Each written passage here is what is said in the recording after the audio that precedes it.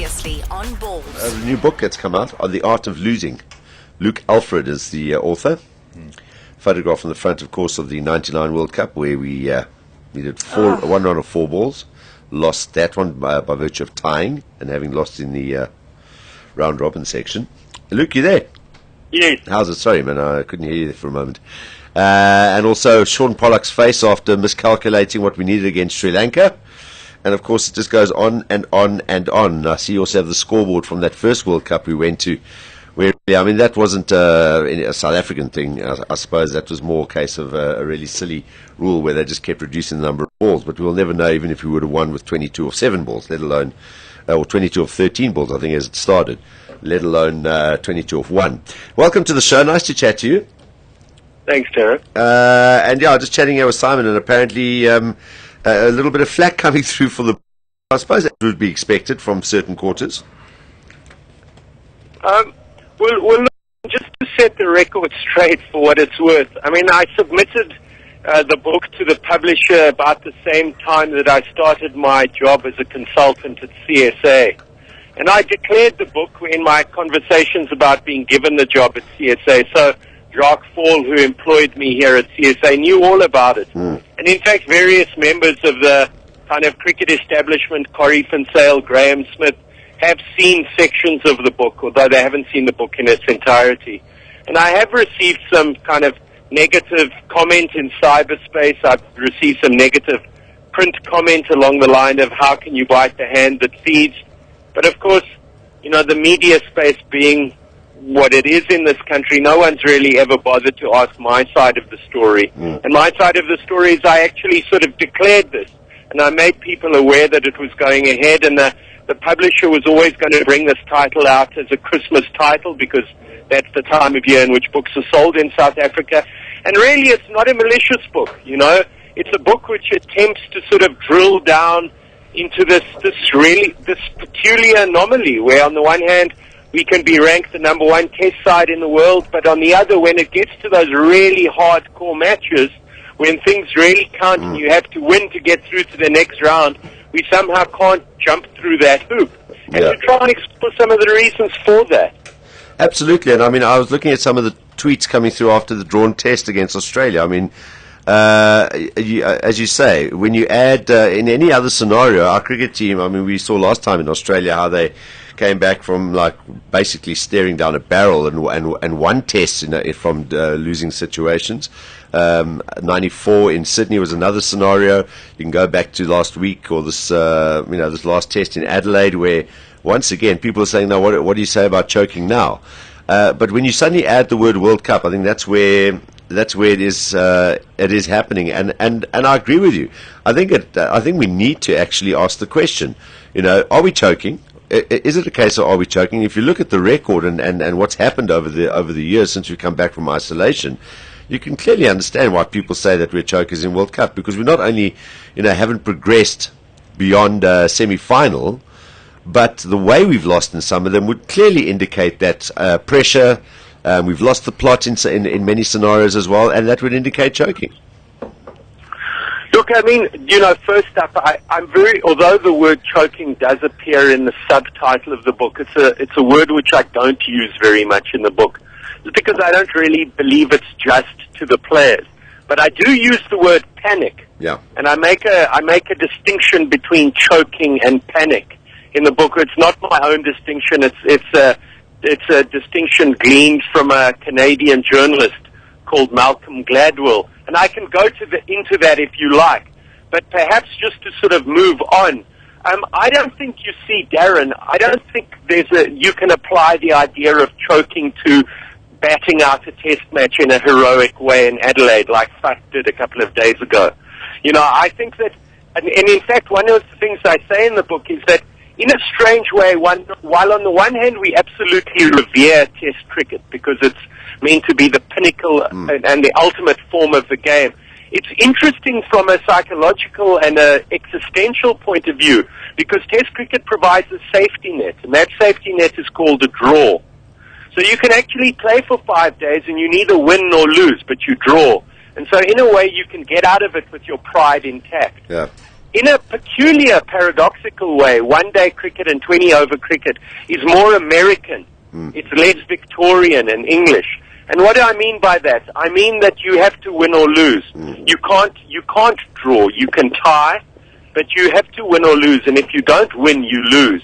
And suddenly the stakes are raised, and they're raised significantly. And I think we haven't always coped with that well historically.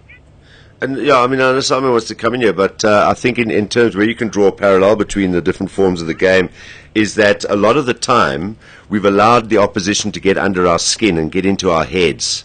And I think that's where we've, as I use the term, lost the plot on many occasions.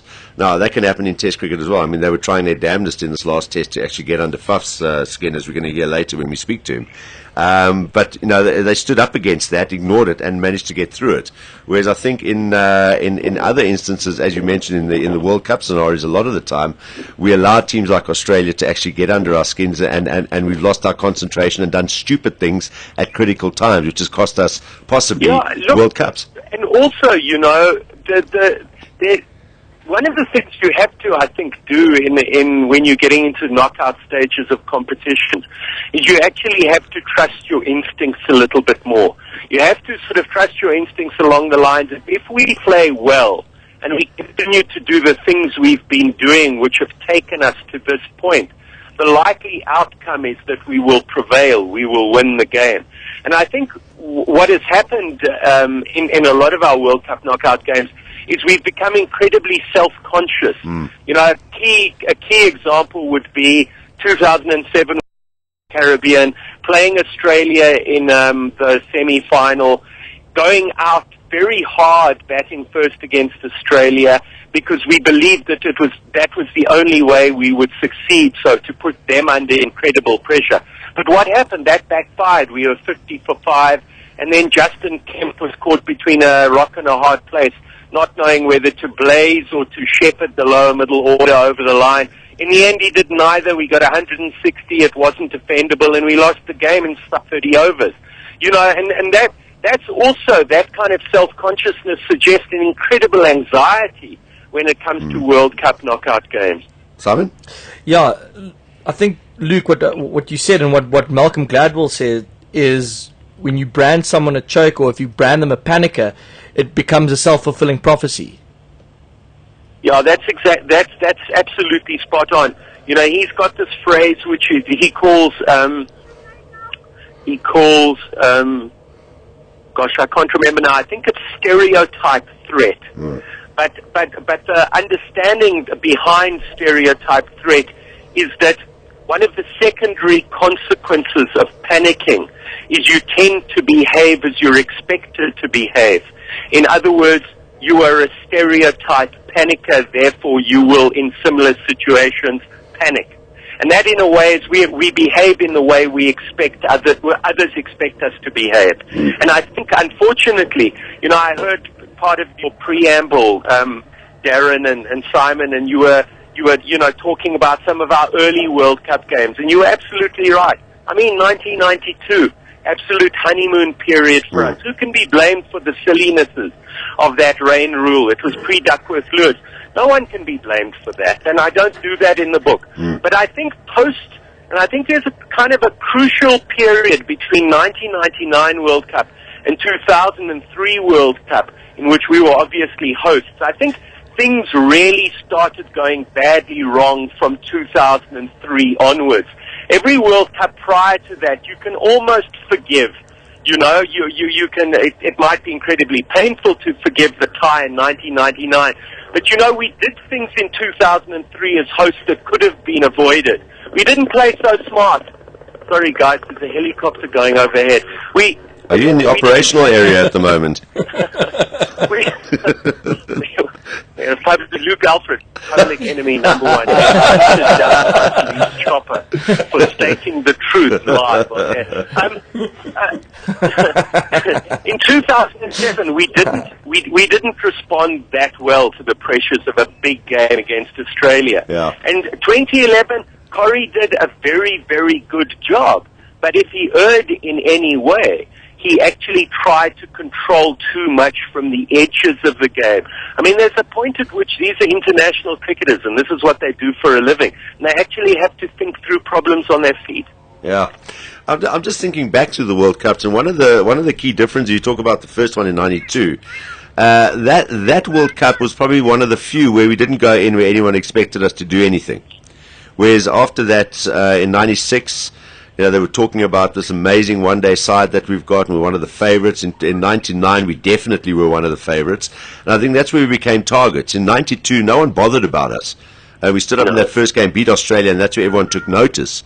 But literally, we went into that one with nothing to lose. The others, though, we had everything to lose. But isn't that exactly right? Yeah. I mean, haven't you sort of identified a kind of a key element psychologically in this entire narrative? No expectation. What does that mean? No pressure. Yeah. So what does that mean? It means you have, you can succeed, but you can also fail. Yeah. And one of the interesting things is post 2003, I think we've very much entered a kind of weird twilight zone in these matches. And the twilight zone is we're so petrified of losing, we can't actually win.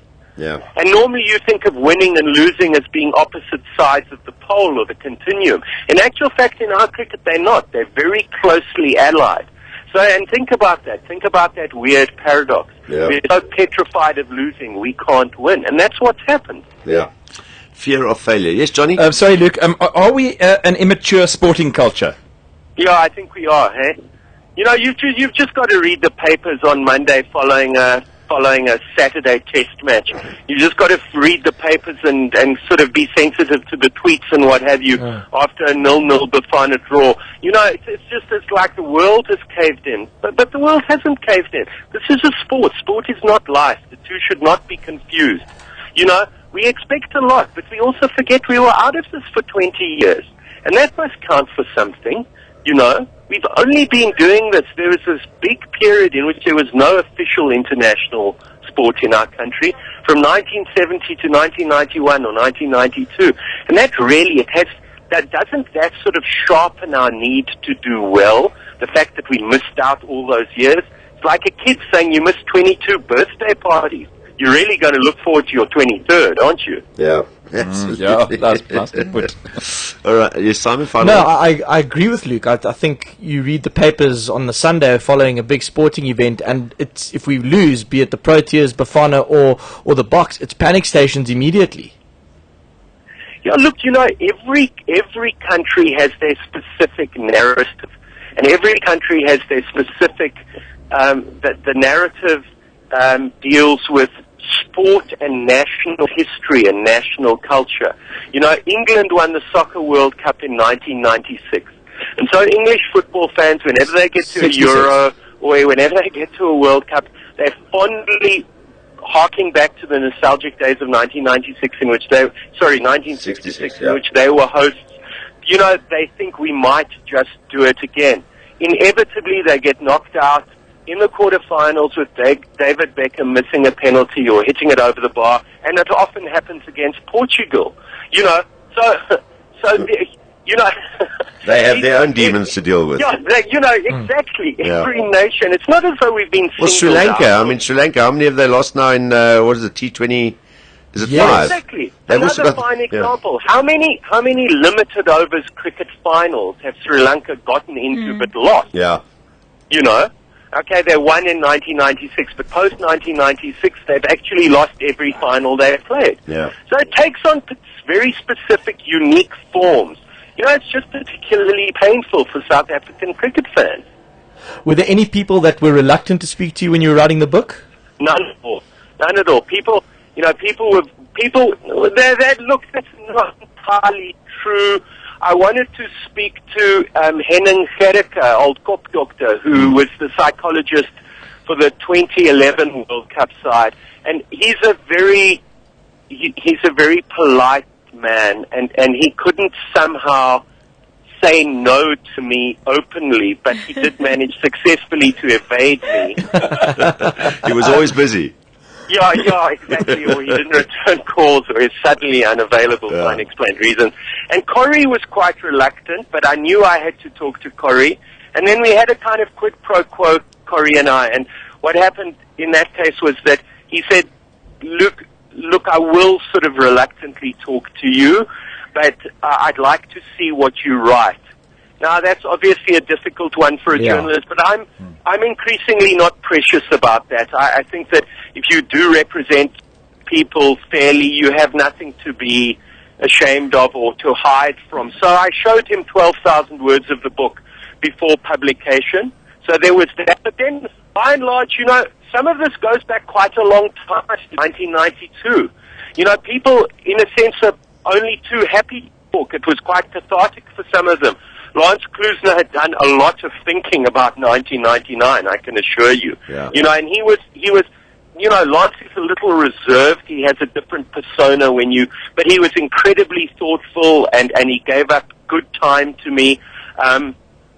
Justin Kemp was very good. Alan Jordan was very helpful for the 1992 World Cup, as was Kepler Wessels.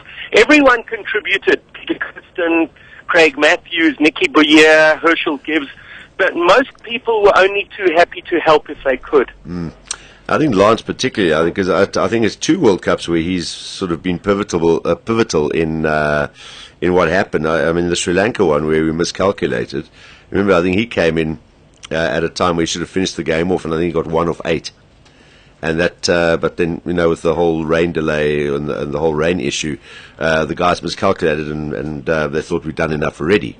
And they didn't add the single run. Yeah, so I think that must have also been in the back of Lance's mind that he didn't kind of do his job that he was there for at the time. 2 World Cups in particular where he was pretty much involved. But look, you know what's going to happen. The next time there's a World Cup again, when that comes around again, one word's going to be thrown around all over social media. They're not going to be able to avoid it. So instead of trying to avoid it, face up to it, talk about it, and let's put it behind us in some way. Because they are going to get people that are going to get on social media. Other teams are going to use it as a weapon, and that's going to be the C word, choking. Yeah, that's exactly right. And it does rather give lie to, A.B. de Villiers tried to be quite brave on the eve of the World T20 in Sri Lanka a couple of months ago, and he confronted this. And, that was great. But, you can control that. It didn't ultimately, I don't think, do them very much good. But, part of being open to this is maybe allowing other people to have their say as well, which actually practice, freedom of speech, in the way it's meant to be practiced, if you like. The terrible thing for the players, and don't get me wrong, I do feel for them, is, what human being likes to be reminded of your failures? Yeah. I wouldn't like it if you did it to me, and you wouldn't like it if I did it to you. So, there is that element here that it feels rather like you're having your nose rubbed in the dirt, and that's not the intention. The intention is rather to open up some kind of a mature debate about the way forward on this. I mean, it has, after all, happened in 6 World Cups spanning 20 years. That's quite a long time. Yeah. We remind Johnny every day of his failures. I'm still trying to get over them, Luke. All right. Luke. We all are, I guess. Yeah. Luke, it's called The Art of Losing. Why the Proteas Choke at the Cricket World Cup is the sub-headline or subtitle. Luke Alfred. It's his book. Go and read it. How long has it been out for now? Is it selling well? Yeah, I think it is selling well, and it's been out for a couple of weeks. Awesome. Well, great to chat to you this afternoon. Thanks for giving us your thoughts on what you put in there, and good luck with the sales of the book. Thank you very much. Thank you for the interview. Luke. Cheers, Luke. Bye-bye. Bye-bye. Luke Alfred joining us on Balls Visual Radio this afternoon, talking about his book, The Art of Losing. When you're done with it, Johnny, I'd like to borrow it. No, it's Yeah. fine. Yeah. It's quite weird, because like he says, he's discussed everything he's going to put in the book there. When it comes out now, suddenly people start going for No, it. people will. I mean, that's the whole Negative, thing. but why do they say, fine, go for it? That's perfect. You'd rather want to have people with of opposite opinions than everyone going, oh, there's a book out, we all agree.